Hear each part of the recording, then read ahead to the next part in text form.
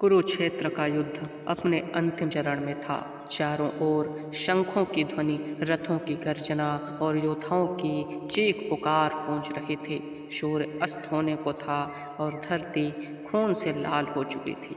उसी समय रणभूमि में महान योद्धा कर्ण अपने अंतिम क्षणों से जूझ रहा था। अर्जुन के बाणों से घायल कर्ण धरती पर गिर पड़ा। उसका शरीर कमजोर हो चुका था, लेकिन उसकी आंखों में अब भी वही तेज था। उसी समय धीरे धीरे एक स्त्री उसके पास आई। वह थी माता कुंती। कुंती का हृदय भीतर से टूट चुका था। वह जानती थी कि यह वही पुत्र है जिसे उन्होंने जन्म से तो दिया, लेकिन समाज के डर से त्याग दिया था। वह आज वही पुत्र उसके सामने मृत्यु से लड़ रहा था। कर्ण ने धीमी आवाज में कहा, माता, आज तो आ गई हो आप, लेकिन बहुत देर कर दी आपने। कुंती की आंखों में आंसू बहने लगे। बेटा, मुझे माफ़ कर दो। मैं जो किया वह मेरी मजबूरी थी। कर्ण हल्की मुस्कान के साथ बोला, मजबूरी? माँ, एक बच्चे के लिए उसकी माँ ही उसका संसार होती है। मेरे लिए मेरा संसार जन्म लेते ही छिन गया था।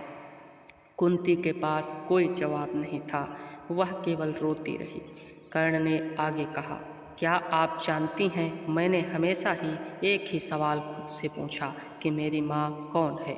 क्यों मुझे नदी में बहा दिया गया? क्या मैं इतना बड़ा बोझ था? कुंती का दिल जैसे चीर गया हो। उन्होंने कर्ण का सिर अपनी गोद में रखते हुए कहा, नहीं बेटा, तुम मेरा स्वाभिमान अभिमान दोनों थे और हमेशा रहोगे। कर्ण ने गहरी सांस ली और बोला, अगर ऐसा था तो मुझे अपना नाम क्यों नहीं दिया? मुझे हर पल अपमान सहना पड़ा। सूत पुत्र कहकर मुझे नीचा दिखाया गया, लेकिन मैं चुप रहा क्योंकि मुझे अपनी माँ की पहचान नहीं थी। कुछ क्षण के लिए दोनों के बीच सन्नाटा छा गया। फिर कर्ण ने धीरे से कहा, माँ, आज मैं आपसे एक शिकायत नहीं कर रहा क्योंकि अब समय नहीं बचा, लेकिन एक सच जरूर कहना चाहूँगा। कुंती ने आंसू पोंछते हुए कहा, क्या सच बेटा? कर्ण की आंखों में दर्द साफ दिखाई दे रहा था। उसने कहा, मैं जानता था कि मैं उसका पुत्र हूँ। कुंती यह सुनकर चौंक गई। क्या तुम्हें पहले से पता था? कर्ण ने सिर हिलाते हुए कहा, हाँ माँ, बहुत पहले ही मुझे यह सच पता चल गया था, लेकिन मैंने कभी इसे किसी के सामने नहीं बताया। कुंती ने आश्चर्य से पूछा, क्यों बेटा? अगर तुम बता देते तो सब कुछ बदल सकता था। कर्ण की आंखों में आंसू बह निकले।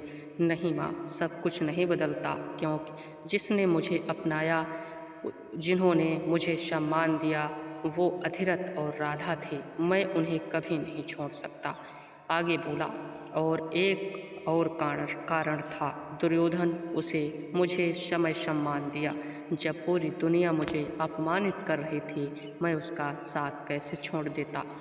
कुंती ने सिर झुका लिया। उन्होंने अब अपने हर फैसले का बोझ महसूस हो रहा था। कर्ण ने मुस्कुराते हुए कहा, माँ, मैं हमेशा धर्म का पालन किया, और लेकिन मेरे हिस्से में हमेशा धर्म नहीं बल्कि अधर्म आया।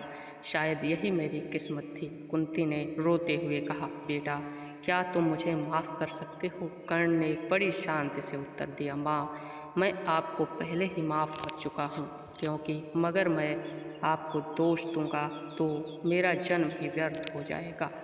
कर्ण की सांसें अब धीमी होने लगी।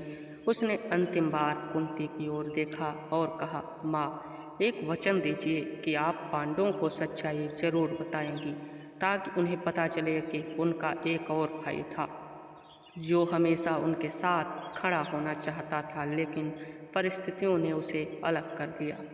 कुंती ने कांपते हुए हाथों में उसका हाथ पकड़ लिया और कहा, मैं वचन देती हूँ। कर्ण ने आखिरी बार आकाश की ओर देखा। सूर्य जैसे अपने पुत्र को विदाई दे रहा हो।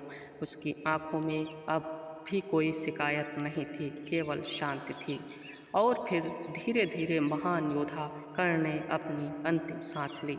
कुंती वहीं बैठी रोती रही। आज उन्होंने सिर्फ एक योद्धा नहीं बल्कि अपने जीवन की सबसे बड़ी सच्चाई को खो दिया था। दोस्तों, यह कहानी हमें सिखाती है कि कभी कभी सच जानकर भी हम उसे छुपा लेते हैं।